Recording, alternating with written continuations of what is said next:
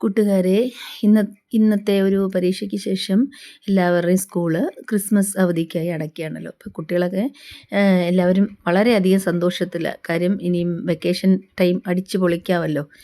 പ്രത്യേകിച്ച് Christmas vacation ആകുമ്പോൾ നമുക്ക് ഒരുപാട് രസം നിറഞ്ഞതാണ് അല്ലേ എല്ലാ കുട്ടികൾക്കും. അപ്പം നമ്മൾ അതിന് മുമ്പായിട്ട് പറയട്ടെ, ബാക്കി എല്ലാ ദിവസങ്ങളും വീഡിയോ ഉണ്ടാവും. അത് നിങ്ങളുടെ പാഠപുസ്തകത്തിലെ നമ്മുടെ പാഠവുമായി ബന്ധപ്പെട്ടതല്ലെങ്കിൽ കൂടി പാഠപുസ്തകത്തിലെ ചില കാര്യങ്ങളുമായി ബന്ധപ്പെട്ട വീഡിയോസ് ആയിരിക്കും നിങ്ങൾ കാണുക. നിങ്ങൾ എപ്പോഴും കാണുമെന്നൊന്നും ഞാൻ പറയുന്നില്ല. കാര്യം വെക്കേഷൻ ടൈമാണ്, നിങ്ങൾ അടിച്ചു പൊളിക്കേണ്ട സമയമാണ്. അതങ്ങനെ തന്നെ വേണം താനും. കളിയും നമ്മുടെ പഠനത്തോടൊപ്പം തന്നെ കൂട്ടുകാർക്ക് വേണ്ട ഒരു സംഭവം തന്നെയാണ്. അപ്പോൾ കളിച്ചോളുക. ഈ പറഞ്ഞ പോലെ അപകടകരമായ ഗെയിമിലും ഒന്നും ചെന്ന് ചാടാതിരുന്നാൽ മതി. അപ്പോൾ അത് നിൽക്കട്ടെ. ഇപ്പം ഞാൻ പറഞ്ഞു വന്നത്, നമ്മൾ ഇപ്പോൾ ഈ വെക്കേഷൻ നമ്മൾ ഏറ്റവും കൂടുതലായിട്ട് ആഘോഷിക്കുന്ന ക്രിസ്മസ് ആണ് അല്ലേ. അതിന് നോക്കിയിരിക്കുകയാണ് എന്തെല്ലാം തരം ആഘോഷങ്ങളാണ്. ക്രിസ്മസ് ട്രീ ഒരുക്കുന്നു, പുൽക്കൂട് ഒരുക്കുന്നു. പിന്നെ ഏവർക്കും ഇഷ്ടമുള്ള ഒരാളാണ് നമ്മുടെ ക്രിസ്മസ് പപ്പ അല്ലേ. ക്രിസ്മസ് ഫാദർ എന്നും ക്രിസ്മസ് പപ്പയെന്നും സാന്താക്ലോസ് എന്നും പാപ്പാഞ്ഞി എന്നും ഒക്കെ അറിയപ്പെടുന്ന നമ്മുടെ ക്രിസ്മസ് പപ്പ. ആരാണ് ഈ ക്രിസ്മസ് പപ്പ?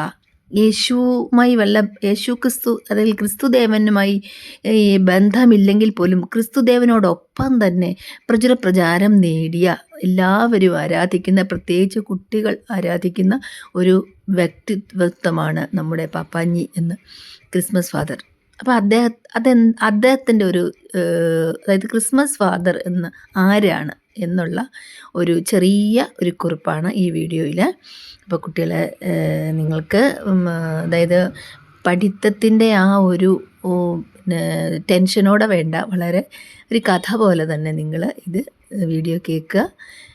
പിന്നെ ഇഷ്ടപ്പെട്ടാൽ ലൈക്കോ ഷെയറോ സബ്സ്ക്രൈബോ ഒക്കെ ചെയ്യുക. ഓക്കെ കൂട്ടുകാരെ, നമുക്ക് ഈ ക്രിസ്മസ് ഫാദറിനെ കുറിച്ച് അല്ലെങ്കിൽ സാന്താക്ലോസിനെ കുറിച്ച് ഒരു ചെറിയ കഥ കഥയല്ല ഇത്. ശരിക്കും ഏറെ നൂറ്റാണ്ടുകൾക്ക് മുമ്പ് തുർക്കിയിലെ തുറമുഖ പട്ടണമായ പത്താറയിലെ ലിസിയ എന്ന സ്ഥലത്താണ് നാം ഒക്കെ ആരാധിക്കുന്ന ഈ ക്രിസ്മസ് ഫാദർ. അതായത് അദ്ദേഹത്തിൻ്റെ ശരിയായ പേര് നിക്കോളാസ് എന്നാണ്. അദ്ദേഹം ജനിച്ചത്.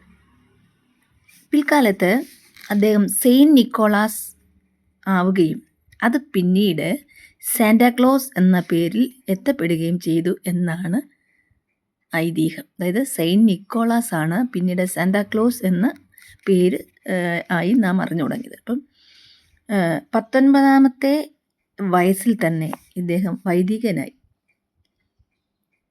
അങ്ങനെ ഒട്ടേറെ രാജ്യങ്ങൾ ഇദ്ദേഹം സഞ്ചരിച്ചു. വളരെ അതായത് ഇദ്ദേഹത്തിൻ്റെ പ്രവർത്തനങ്ങളുടെ ഒരു മഹത്വം നിമിത്തം പെട്ടെന്ന് തന്നെ ബിഷപ്പ് എന്ന സ്ഥാനത്തേക്ക് അദ്ദേഹം സ്ഥാനാരോഹണം ചെയ്യപ്പെട്ടു. അക്കാലത്ത് ക്രിസ്ത്യാനികൾ വളരെ ക്രൂരമായ മർദ്ദനത്തിനും പീഡനത്തിനുമൊക്കെ ഇരയായിക്കൊണ്ടിരുന്നത്. അന്നത്തെ റോമ ചക്രവർത്തിമാർ ഇവരോട് വളരെയധികം ക്രൂരത കാട്ടിയിരുന്നു.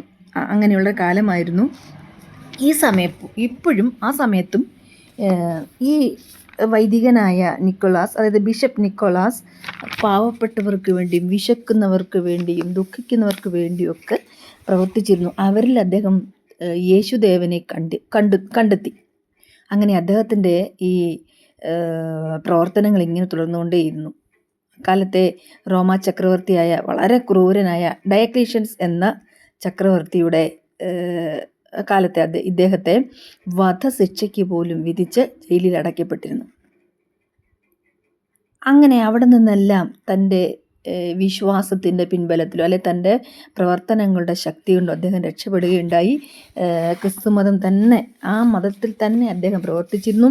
ഇതേപോലെ തന്നെ പാവങ്ങൾക്ക് വേണ്ടിയൊക്കെ ഒരുപാട് സേവനങ്ങൾ ചെയ്തുകൊണ്ടേയിരുന്നു. കാലങ്ങൾ കഴിഞ്ഞ് അദ്ദേഹത്തിൻ്റെ മരണത്തിന് ശേഷവും ഒരു അത്ഭുതമെന്ന പോലെ അദ്ദേഹം ഇതേപോലെയുള്ള അത്ഭുത പ്രവർത്തികൾ പിന്നെ പാവങ്ങൾക്ക് വേണ്ടിയും ദുഃഖിക്കുന്നവർക്ക് വേണ്ടിയുമൊക്കെ ചെയ്തുകൊണ്ടേയിരുന്നു. അങ്ങനെ അദ്ദേഹം മധ്യസ്ഥ പ്രാർത്ഥനയ്ക്ക് അദ്ദേഹത്തിൻ്റെ പേരുകൾ വരാൻ തുടങ്ങി. അങ്ങനെ അദ്ദേഹം വിശുദ്ധനായി സെയിൻറ്റ് നിക്കോളാസായി മാറി. അതാണ് സാന്താക്ലോസ്. ഇദ്ദേഹത്തിൻ്റെ അന്ത്യവിശ്രമ സ്ഥലം ഒരു തീർത്ഥാടന കേന്ദ്രമായി മാറി. സെൻറ്റ് നിക്കോളാസ് ബസലിക്ക എന്ന പേരിൽ അവിടെ അദ്ദേഹത്തിൻ്റെ ഭൗതിക അവശിഷ്ടങ്ങളൊക്കെ സൂക്ഷിച്ചിരുന്നു. അവിടെ ആളുകളുടെ തിരക്ക്, അതായത് പ്രാർത്ഥനയ്ക്കായാലും എല്ലാത്തിനും ആളുകൾ എത്തിക്കൊണ്ടേ ഇരുന്നു. അങ്ങനെയാണ് എപ്പോഴും. തിരുനാൾ ദിവസത്തിൻ്റെ തലേന്ന് എല്ലാ രാത്രികളിലും ഇദ്ദേഹം ഭവനങ്ങൾ സന്ദർശിക്കാൻ എത്തുന്നു എന്നൊരു ഐതിഹ്യമുണ്ട്. അദ്ദേഹം കുട്ടികളെ കാണാൻ സമ്മാനങ്ങളുമായി എത്തുന്നു എന്നൊരു ഐതിഹ്യമുണ്ട്. ഇതിൻ്റെ ചുവട് പിടിച്ചാണ് പിന്നീട് ക്രിസ്മസ് ദിനത്തിൻ്റെ തലേന്നും ഫാദറായി അല്ലെങ്കിൽ നമ്മുടെ സാന്റാക്ലോസായി ഒക്കെ ഇദ്ദേഹം എത്തുന്നു എന്ന് കഥ വന്നത്. ജർമ്മനിയിലാണ് ഇദ്ദേഹത്തെ ആദ്യമായി ക്രിസ്മസ് ഫാദർ എന്ന് വിളിക്കപ്പെട്ടത്. ആരാണ് സാന്താക്ലോസ് എന്ന് കൂട്ടുകാർക്ക് മനസ്സിലായല്ലോ അല്ലേ? അപ്പോൾ എല്ലാവർക്കും മേറി ക്രിസ്മസ്.